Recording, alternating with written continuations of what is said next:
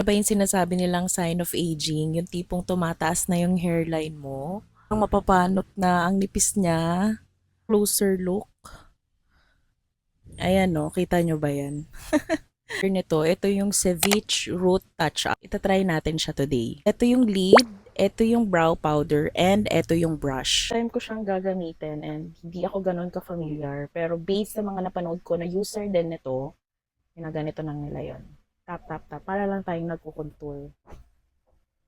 Uy, Char! Kita nyo ba? Fairness bet ko siya. Ito meron akong ano dito. Actually, nagkabulutong ako ng bata. Ewan ko ba bakit umabot siya dito sa taas. Try natin siya i-cover.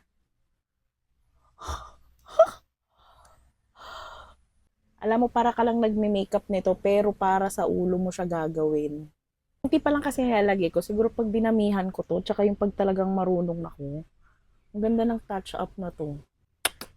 Super bet. Ito lang siya kaliit pero kaya niya pagtakpan yung hairline mong umakyat na. So kung parehas tayo na nag-worry na sa ating mga hairline kapag nag-iipit, meron mga bald spots, by using this Ceviche, maglalagay na lang ako ng link sa yellow basket.